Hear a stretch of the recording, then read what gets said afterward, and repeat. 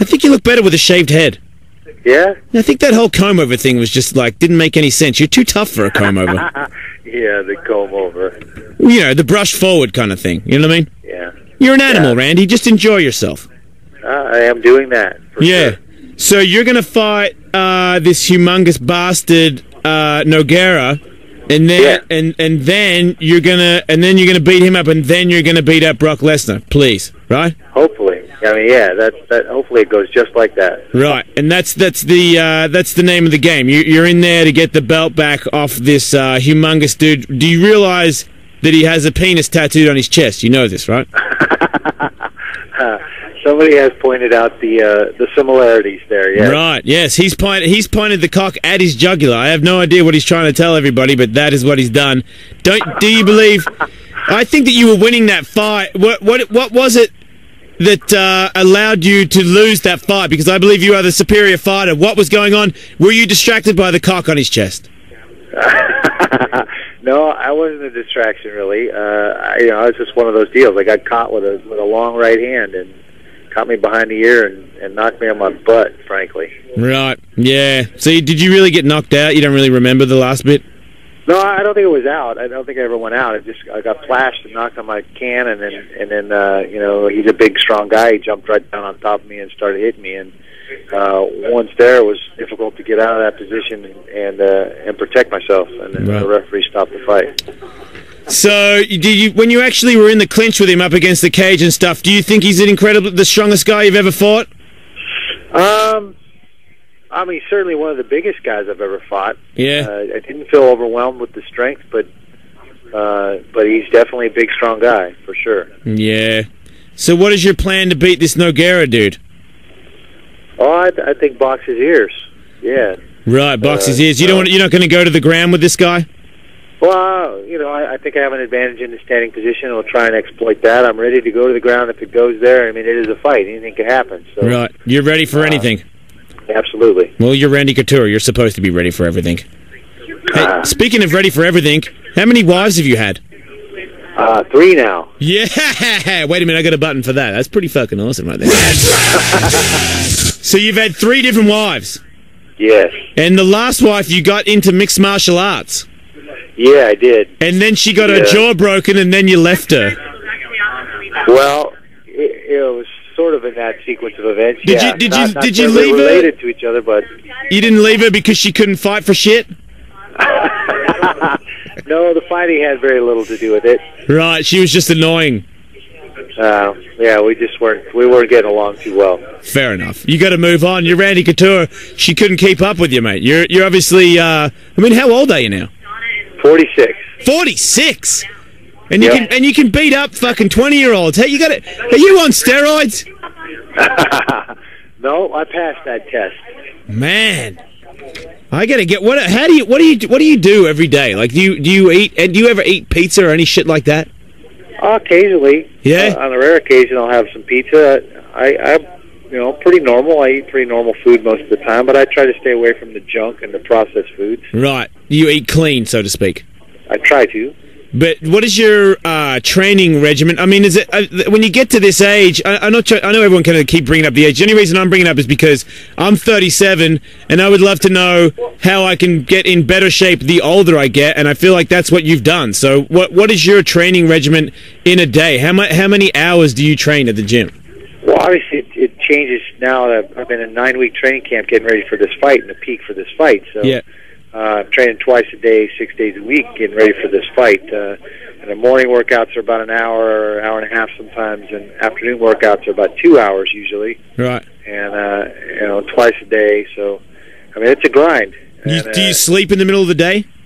If I get the chance, I try to take a nap between practices, so you come back and you're fresh and good quality practice in the afternoon. But that's not always, not always feasible. But it would be harder. It would be harder at your level of fame to have a rest. I feel like the bigger you get, the more Dana will drag you around and make you do interviews and talk to jackasses like me. Yeah. Well, certainly this week we're doing a lot of that media stuff, and I had to do a tour in both Seattle and Portland to promote this fight in the Northwest. So, I mean, those are things that are kind of par for the course. They come with with being a fighter. Right. And are you sad that Fedor Emelianenko will never fight in the UFC and you'll never get the chance to beat that dude? Well, I don't know if I'd say never. You know, obviously he's signed now with Strikeforce, and that is what it is. I'm not terribly surprised, but I think sooner or later he's going to have to come fight in the UFC and fight the heavyweights in the UFC if he wants to still be considered the #1 guy in the division. So yeah, I agree. The question is, am I still going to be kicking around here when he does finally come over? Yeah, well, how much longer? I mean, how much longer do you think you'll have?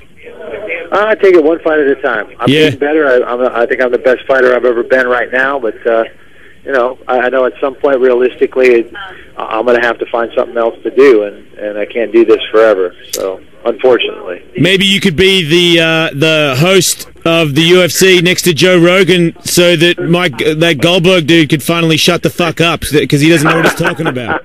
Oh, now Mikey does a good job. He's the professional in the crew. Yeah, but he doesn't smoke anywhere near as much pot as Joe Rogan. No, that's probably true. No, I just like people that smoke pot. They're funny. I don't know why. But you trained Gina Carano for the fight against the Cyborg. Yeah, I helped Gina train for her fight. Why don't you go out with one of them? No, I gotta go check it. Who would you rather go out with, Gina or Cyborg? Oh, definitely Gina. Yeah, Cyborg's.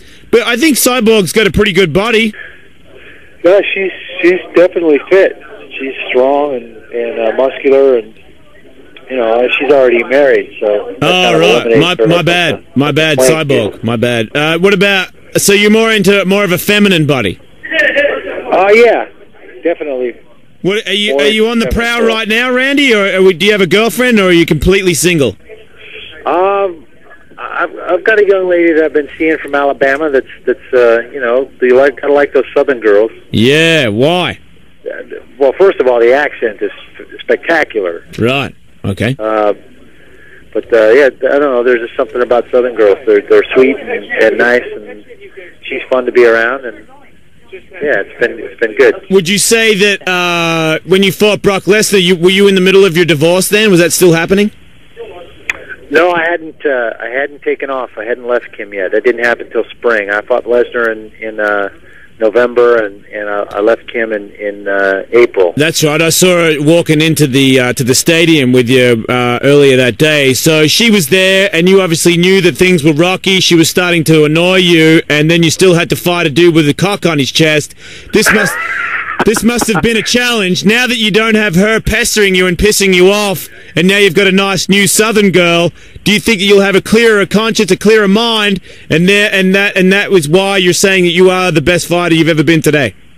Yeah, I think, you know, obviously I'm in a good place right now, and I think technically I've learned, you know, continue to learn new skills and refined as an athlete, and I think I'm the best fighter that I've ever been right now. Right, so can you please do the world a favor and beat this dude up and then beat the shit out of cock chest Lesnar? Please. Because we've had enough. You're always a good sport. Whenever you've lost, you've always been a great role model for the kids.